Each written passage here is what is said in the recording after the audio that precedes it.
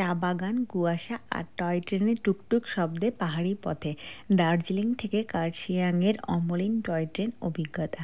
আর তার সঙ্গে রয়েছে এখানকার বিখ্যাত এক পার্কের কিছুটা সময় কাটানো। হাই, আমি প্রাপ্তি। আমার নতুন একটি মিনি ব্লগে আপনাদের সকলকে স্বাগত। 1881 সালে চালু হওয়া এই টয় ট্রেন এখনও একই আবহে চলে, তাই একে বলা হয় দার্জিলিংয়ের লিডিং হেরিটেজ।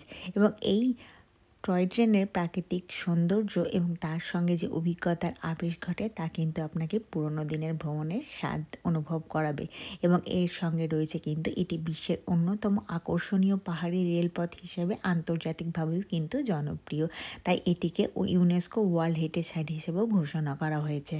এই টয় ট্রেনের কিন্তু অনেকগুলো রুট আছে, তার মধ্যে আমরা যেটা নিয়েছিলাম সেটা হচ্ছে দার্জিলিং থেকে একদম কার্শিয়াং পর্যন্ত।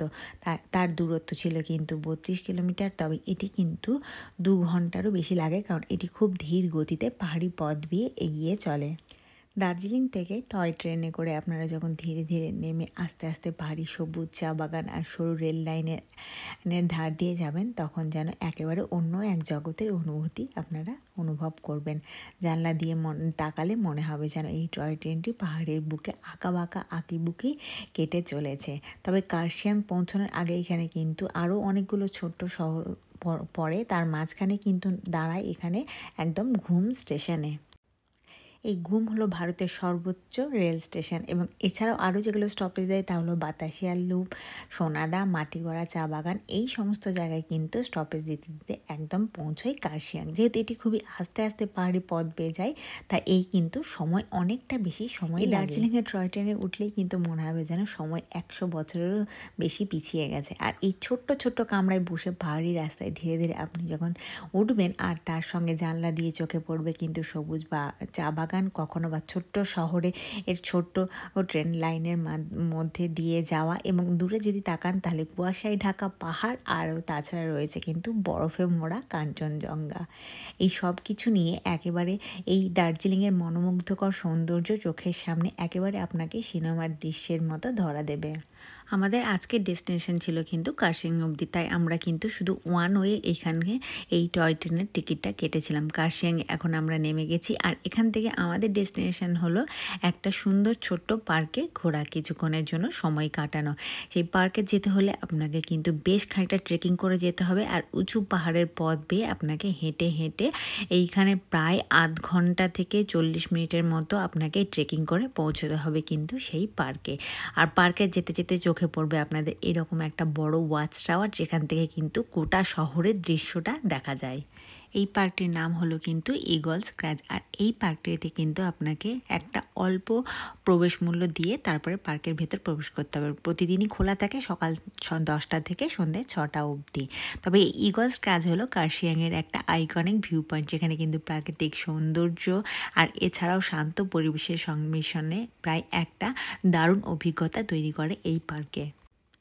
এখানে দেখতে পাবেন আপনারা বিভিন্ন ধরনের কিন্তু ওয়াচ টাওয়ার রয়েছে, এছাড়াও রয়েছে কিন্তু গোর্খাদের স্মৃতিস্তম্ভ, আর এছাড়া স্পাইরাল একটা মেটাল সিঁড়ি আছে, যেখানে আপনারা কার্শিয়াং শহর, চা বাগান এবং শিলিগুড়ি সমতল ভূমি, নেপালে এর নিচু পাহাড়, বরফে মোড়া কাঞ্চনজঙ্ঘা, এই সমস্ত কিছু প্রাকৃতিক দৃশ্যই কিন্তু দেখা যাবে এই ছোট্ট পার্ক থেকে।